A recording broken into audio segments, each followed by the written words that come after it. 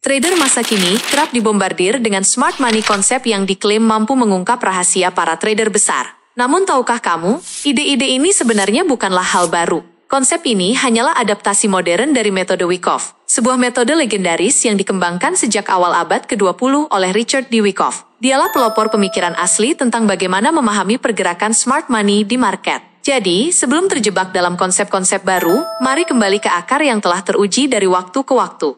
Jika Anda serius ingin memahami awal mula konsep smart money dan bagaimana cara kerjanya, video ini adalah jawabannya. Di sini, Anda akan diajak menelusuri akar pemikiran trading yang telah ada sejak lama, jauh sebelum smart money konsep menjadi populer. Memahami dinamika market perdagangan bukanlah tentang permainan yang adil. Ini bukan sekadar pertarungan antara Anda melawan trader retail lainnya, atau Anda melawan trader besar dengan modal miliaran rupiah. Para trader besar memiliki segalanya. Modal yang hampir tak terbatas, alat-alat canggih, dan akses informasi eksklusif yang mungkin tidak akan pernah Anda dapatkan. Lalu, bagaimana Anda bisa bersaing? Jawabannya terletak pada pemahaman mendalam tentang bagaimana mereka bergerak, dan itulah kunci untuk bertahan dan sukses di market. Wyckoff mengajarkan kita untuk memahami market dengan logika, bukan sekedar menebak-nebak. Inti dari metode ini adalah bahwa setiap pergerakan harga yang dilakukan oleh smart money selalu meninggalkan jejak pada chart, baik melalui harga maupun volume. Jika kita tahu cara membaca jejak ini, kita bisa mengikuti pergerakan mereka, dan tidak lagi menjadi korban manipulasi market. Dengan memahami pola yang mereka ciptakan, kita bisa mengambil keputusan trading yang lebih cerdas, seolah memiliki peta yang jelas, untuk menentukan langkah selanjutnya. Hasilnya, kita tidak lagi hanya bertahan di market, tapi bisa ikut meraih keuntungan bersama para trader profesional. Metode Wyckoff didasarkan pada 3 hukum utama yang menjadi pondasi pergerakan market. Hukum-hukum ini mengungkap faktor sebenarnya yang menggerakkan harga, bukan hanya apa yang terlihat di tampilan awal. Dengan memahami prinsip ini, kita bisa membaca market dengan lebih jernih dan mengikuti jejak smart money secara lebih akurat. Mari kita mulai dengan hukum supply and demand, mesin utama yang menggerakkan market. Secara sederhana, jika lebih banyak orang ingin membeli dibandingkan menjual, harga akan naik. Sebaliknya, jika lebih banyak orang menjual dibandingkan membeli, harga akan turun. Namun, dalam metode Wyckoff, bukan sekadar jumlah pembeli dan penjual yang diperhitungkan, tetapi seberapa besar kekuatan uang yang mereka bawa ke market. Ini bukan hanya tentang jumlah transaksi, tetapi juga tentang intensitasnya. Satu institusi besar bisa memiliki dampak yang jauh lebih besar dibandingkan banyak trader kecil yang bertransaksi dalam jumlah terbatas. Hukum supply and demand menjelaskan bahwa harga, volume, dan tren saling bekerja sama dalam market. Tren menunjukkan arah pergerakan harga, sementara volume mencerminkan seberapa kuat pergerakan tersebut. Jika harga naik dengan volume yang tinggi, ini menandakan konfirmasi bahwa tren sedang menguat. Sebaliknya, jika harga bergerak tanpa dukungan volume yang signifikan, pergerakan tersebut bisa saja lemah atau bahkan berpotensi berbalik arah. Hukum sebab akibat mengajarkan kita bahwa pergerakan besar di market tidak terjadi secara tiba-tiba. Setiap lonjakan harga membutuhkan proses dan persiapan. Di baliknya, ada akumulasi atau distribusi yang berlangsung di mana smart money secara perlahan membangun posisi beli atau jual, menciptakan tekanan yang terus meningkat hingga akhirnya harga bergerak dengan kuat ke satu arah. Besarnya sebab menentukan besarnya akibat di market. Jika ada akumulasi kecil, volume transaksi yang terbentuk juga cenderung rendah, sehingga pergerakan harga yang dihasilkan tidak terlalu signifikan. Sebaliknya, jika terjadi akumulasi besar maka daya beli yang tercipta juga besar, mendorong harga naik dengan kuat. Inilah mengapa metode Wyckoff berfokus pada tanda-tanda akumulasi yang mengindikasikan potensi kenaikan, serta distribusi yang menunjukkan potensi penurunan. Dengan memahami proses ini, kita bisa mengantisipasi pergerakan harga sebelum terjadi lonjakan besar di market. Hukum ini menjelaskan mengapa market terkadang tampak bergerak tanpa alasan yang jelas. Namun sebenarnya selalu ada penyebab di baliknya. Hanya saja, prosesnya mungkin telah berlangsung lama sebelum akhirnya pergerakan harga terlihat. Akumulasi atau distribusi yang terjadi selama berhari-hari, bahkan berminggu-minggu, bisa menjadi pemicu lonjakan harga yang tampak tiba-tiba di mata trader yang kurang memahami proses di baliknya. Dalam pergerakan market, fase ini sering muncul sebagai rentang perdagangan, di mana harga bergerak dalam pola konsolidasi, memantul antara level support dan resistance. Bagi trader pemula, fase ini mungkin tampak membosankan karena harga seolah tidak bergerak signifikan. Namun bagi trader yang memahami metode Wyckoff, justru inilah momen yang paling menarik. Sebab di balik fase konsolidasi ini, market sedang membangun fondasi untuk pergerakan besar berikutnya. Terakhir ada hukum usaha dan hasil. Hukum ini membantu kita mengidentifikasi jika ada sesuatu yang tidak beres di market. Prinsip dasarnya adalah membandingkan usaha yang tercermin dari volume transaksi dengan hasilnya, yaitu pergerakan harga. Jika volume besar tetapi harga hanya bergerak sedikit, itu bisa menjadi tanda adanya ketidakseimbangan di market. Sebaliknya, jika pergerakan harga besar dengan volume yang relatif kecil, bisa jadi ada aksi manipulasi atau ketidakstabilan market yang perlu diwaspadai. Begini cara kerjanya, market selalu berusaha bergerak ke satu arah, entah naik atau turun. Upaya ini bisa terjadi dalam waktu singkat atau berlangsung lebih lama, tergantung pada dinamika market. Bagaimanapun juga, volume mencerminkan usaha yang dilakukan market. Jika Anda melihat volume yang besar, tetapi harga tidak bergerak signifikan, itu bisa menjadi tanda bahaya. Situasi ini mungkin mengindikasikan bahwa tren saat ini mulai kehilangan kekuatannya. Karena meskipun ada banyak transaksi, harga tidak mampu melanjutkan pergerakannya. Dalam analisis Wyckoff, kondisi seperti ini sering menjadi sinyal bahwa perubahan arah market bisa segera terjadi. Di sisi lain, jika harga bergerak jauh tetapi volumenya rendah, pergerakan tersebut mungkin tidak akan bertahan lama. Hukum usaha dan hasil membantu kita mengenali divergensi, yaitu kondisi di mana usaha dan hasil tidak seimbang. Ketika volume kecil tetapi harga naik atau turun drastis, itu bisa menjadi tanda peringatan bahwa pergerakan harga mungkin akan segera berbalik arah.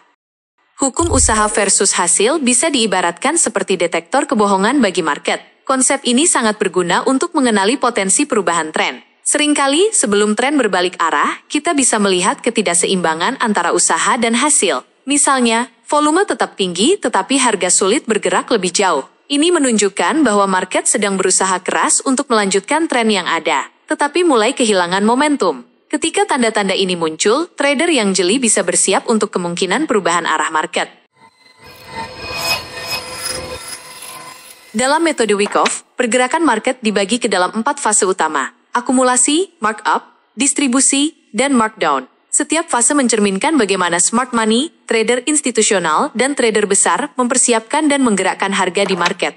Fase pertama dalam metode Wyckoff adalah akumulasi. Fase ini terjadi di titik terendah pergerakan harga saat trader besar atau smart money mulai membeli dalam jumlah besar. Namun, mereka tidak melakukannya secara terbuka, agar tidak memicu lonjakan harga yang tiba-tiba. Sebagai hasilnya, market cenderung bergerak dalam pola konsolidasi, membentuk rentang harga yang relatif stabil sebelum akhirnya mengalami kenaikan. Selama fase akumulasi, sebagian besar trader retail enggan membeli karena khawatir harga akan terus turun. Namun, bagi trader besar atau smart money, inilah saat yang tepat untuk masuk. Mereka melihat fase ini sebagai peluang untuk mendapatkan harga terbaik saat mayoritas market masih diliputi ketakutan. Fase kedua dalam metode Wyckoff adalah markup, di mana harga mulai mengalami kenaikan signifikan. Trader besar yang telah mengakumulasi aset selama fase sebelumnya kini membiarkan harga bergerak naik, bahkan terkadang menambah posisi mereka untuk memperkuat tren bullish. Seiring harga yang terus naik, semakin banyak trader retail mulai memperhatikan market. Mereka tergoda untuk ikut membeli karena takut ketinggalan atau FOMO, yang pada akhirnya mendorong harga naik lebih tinggi lagi. Fase ketiga dalam metode Wyckoff adalah fase distribusi, yang terjadi di puncak pergerakan market. Pada titik ini, para pemain besar yang sebelumnya membeli dengan harga rendah mulai melepas posisi mereka secara bertahap saat harga naik. Mereka tidak serta-merta menjual dalam jumlah besar, karena hal itu bisa memicu kepanikan dan menyebabkan harga jatuh terlalu cepat. Sebaliknya, mereka mendistribusikan aset mereka perlahan, serupa dengan cara mereka mengakumulasi di awal, agar tetap mendapatkan harga jual yang optimal. Fase terakhir dalam metode Wyckoff adalah fase markdown, atau tren turun. Pada tahap ini, harga mulai mengalami penurunan karena para pemain besar telah menyelesaikan aksi jual mereka. Kini, tidak ada cukup pembeli untuk mempertahankan harga tetap tinggi. Kepanikan mulai menyebar, terutama di kalangan trader yang membeli di harga puncak. Mereka mulai menjual untuk meminimalkan kerugian, yang justru semakin mempercepat penurunan harga. Seperti halnya tren naik, tren turun juga bergerak dalam gelombang, menciptakan pola retracement sebelum kembali melanjutkan penurunannya.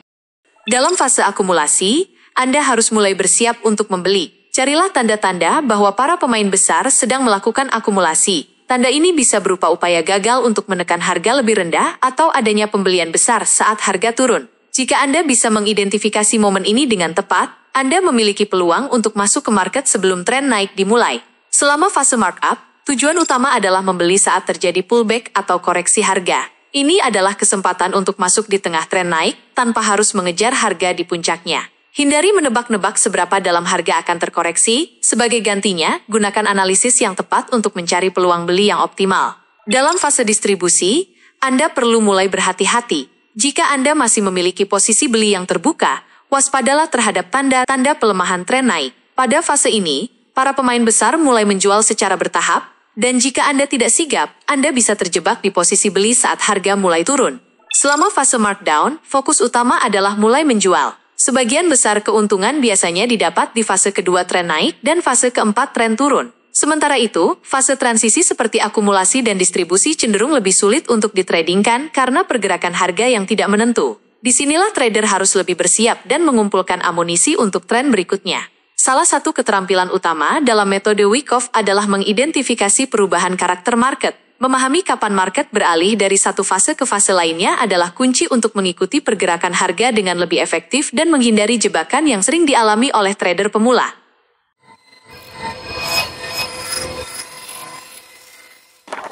Mari kita uraikan tahapan-tahapan dalam skema Wyckoff. Peristiwa-peristiwa yang terjadi dalam fase akumulasi dapat memberikan petunjuk penting tentang pergerakan harga sebelum tren naik dimulai.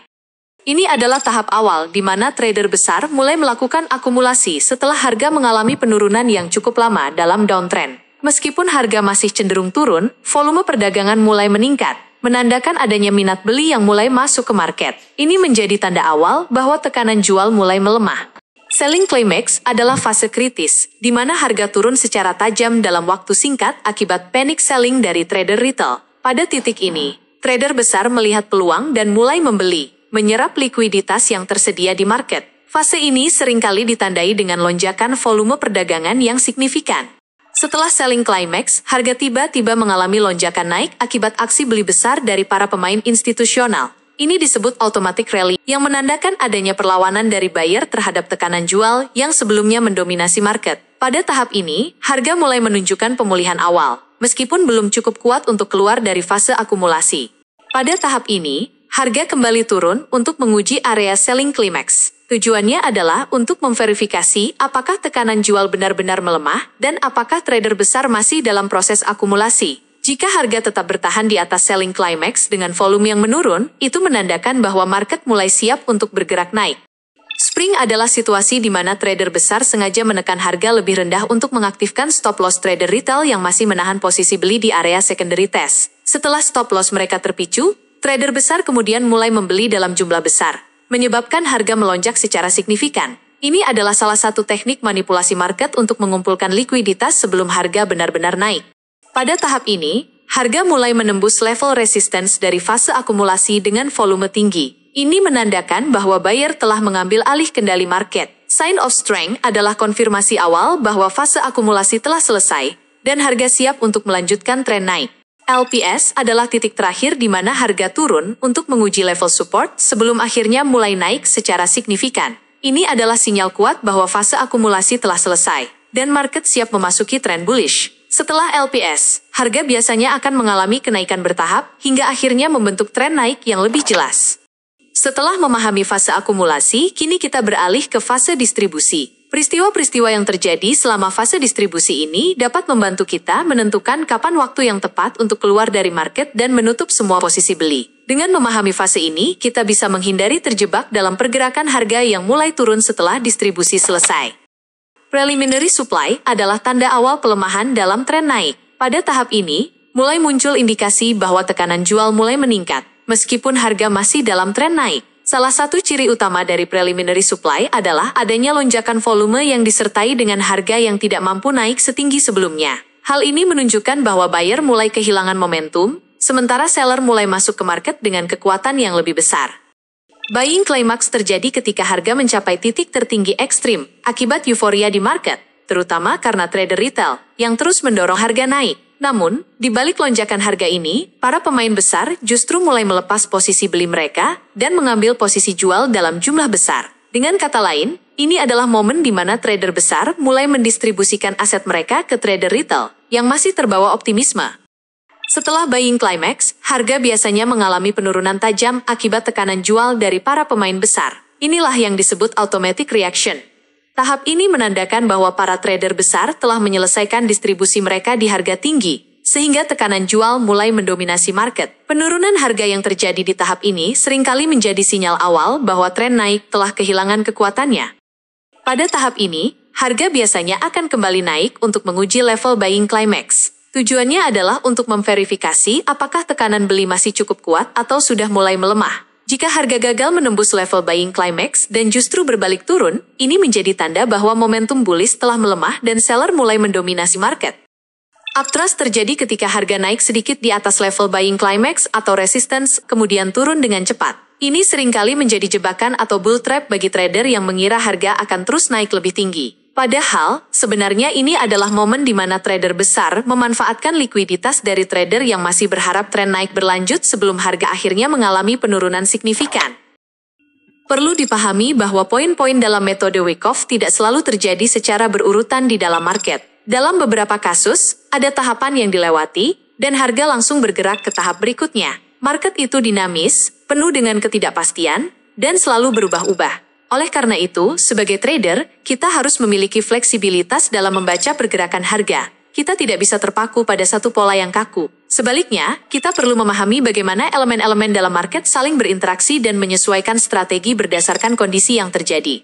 Mengetahui pola-pola sebelumnya dapat membantu kita memahami gambaran yang lebih luas tentang bagaimana para pemain besar mulai bergerak di market. Dengan memahami bagaimana struktur market terbentuk dan bagaimana trader besar beraksi, kita bisa meningkatkan probabilitas keberhasilan dalam trading dan menghindari jebakan yang sering dialami trader retail.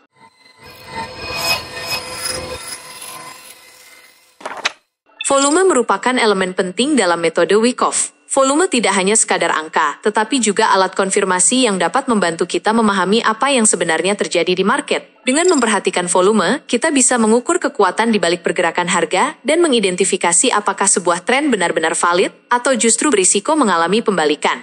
Prinsip dasarnya cukup sederhana, volume harus selaras dengan pergerakan harga. Jika harga naik, volume seharusnya ikut meningkat, yang menandakan adanya partisipasi buyer dalam jumlah besar. Sebaliknya, jika harga turun, volume juga harus naik sebagai tanda bahwa tekanan jual sedang mendominasi market.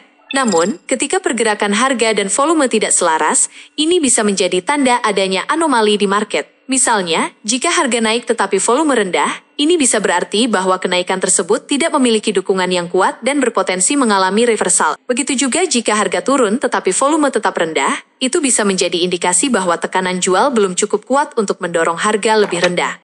Sebelumnya, kita telah membahas tentang salah satu hukum utama dalam metode Wyckoff, yaitu hukum usaha dan hasil. Hukum ini menyatakan bahwa setiap pergerakan harga di market harus memiliki keseimbangan antara usaha yang dilakukan dan hasil yang diperoleh. Dalam konteks trading, usaha ini direpresentasikan oleh volume transaksi, sedangkan hasilnya tercermin dalam perubahan harga. Artinya, jika volume meningkat secara signifikan, tetapi harga hanya bergerak sedikit, itu bisa menjadi tanda bahwa ada ketidakseimbangan antara usaha dan hasil, yang berpotensi mengindikasikan pelemahan tren atau bahkan pembalikan arah. Sebaliknya, jika volume rendah tetapi harga mengalami lonjakan besar, ini bisa menjadi indikasi adanya ketidakstabilan atau manipulasi harga.